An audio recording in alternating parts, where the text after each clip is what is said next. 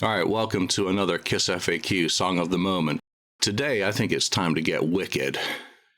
Going back to the earliest days of my collecting hobby, career, whatever you want to call it, I go back to a time in, late 1987 or early 1988 perhaps, upstate New York, Binghamton, New York specifically, and a little record store in Binghamton called Music City. I used to bicycle down there, go over the bridge, lock up my bike and go in and look at the wall of cassettes on the right. And that was where they'd have, all the regular release stuff. And in the back were some records, if I recall. And to the left was the checkout counter. And there's a real cool guy that worked there. And, after he'd seen me a few times, or maybe a few dozen times going through Kiss shit, he said, "Hey, do you want to see some other stuff?" I mean, it's like out of a movie to a certain extent. And he had a tray of cassettes under the counter. Now, this was my first interaction with bootlegs. And, I bought some Van Halen, I think Providence, Rhode Island.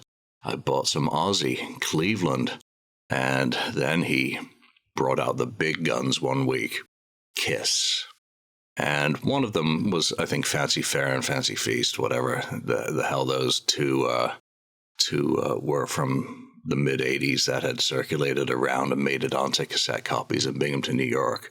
But one was the Wicked Lester album. Now, that was quite a revelation to a young music fan, someone who didn't know much about the group or its history, and to be told that, hey, this is, Gene and Paul before Kiss. It's very different from Kiss. Yeah, you're not kidding. Well, I listened to that cassette a lot back in the day. I eventually bought, slightly better copies, and up through, the years, ended up with a master tape, or at least a first-generation tape of a copy out of Universal's vault. Another copy of Brooks' tape, which I think I still have somewhere. Obviously, Kiss included some songs under the 2001 box set. But one of the songs that really jumped out at me back then, and to this day is one I still very much enjoy, is What Happens in the Darkness. And before anyone clutches their pearls that it's not one of the songs that Gene or Paul wrote, we didn't know who had written any of these back then. In fact, in many cases, we didn't even know the right titles. Some other guy, I think it was, Ophelia, what the heck is up with all that? So we didn't know a lot of the specifics. And eventually, it was determined that What Happens in the Darkness was a cover. It was actually written by Tammy Lester Smith. How's that for a name with a connection to the group that was covering it? And I don't know the full history of this song. I don't think anyone does. It was originally released in 1971 by an R&B gospel group, Infinity, on the MCA Uni label. I'm going to play a little bit of that here. What's happening? Ooh, yeah. In the darkness. Ooh, yeah. We'll surely reach the light of day. What's happening? What's happening? Yeah. In the darkness. All right now. We'll surely reach the light of day. Well, there's a man from the country who works in the city. He has a good family, but his life is a pity. He loves his lady very much. He loves his lady. He keeps in the city, unknown to his family, a fine secretary, and they keep in touch. Hey now, miss, what's happening? Yeah. In the darkness. All right now. We'll surely reach the light of day. All right, so Tammy later wrote stuff for Jackson 5. She also wrote for the Casablanca-signed artist Karen Pree, who released a single through the label in mid-'74, so just another dorky tangent that draws back on it. That gospel version of the song has some elements that Gene and Paul replicate on the Wicked Lester version. Those, two voices.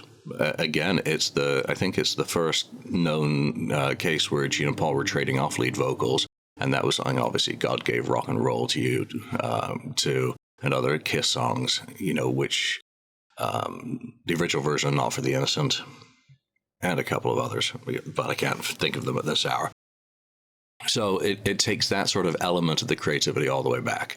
The copyright of that song was registered on January the 14th, 1972. So the Wicked Lester sessions are running, August 71 to August 72, something like that, maybe July 71. It starts out they're recording demos. They have songs picked for them from publishing companies, which we know is the case for When the Bell Rings and, others.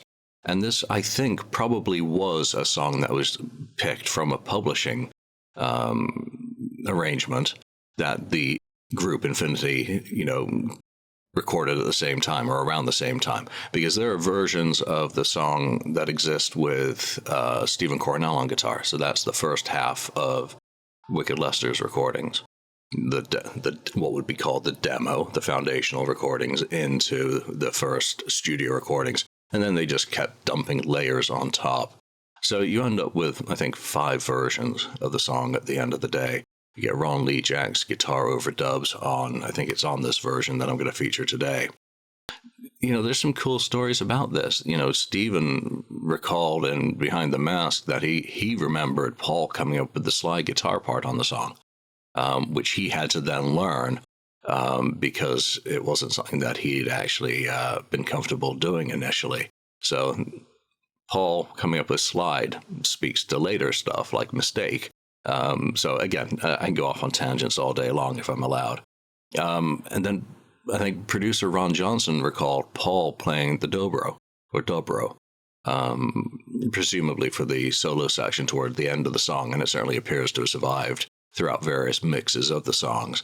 One thing I really like, and I talked about this on a couple of shows when I'm talking about songs, Gene's bass line is, to me, it's notable. And on this remaster of the song, I've tried to enhance that. Again, I do these for my ears, my taste, and if you happen to like them, then that's a bonus. But fast forward to August 1972, and that's the end of the recording sessions, essentially, because they've now got a new drummer. They've fired the rest of their band, and they're starting to rehearse as a trio to prepare for a showcase with Epic. But there's a lot of layers on this. It's a very commercial sounding song. I think it's a really good song. Tell me what you think. What's your favorite Wicked Lester song? But for now, here's What Happens in the Darkness.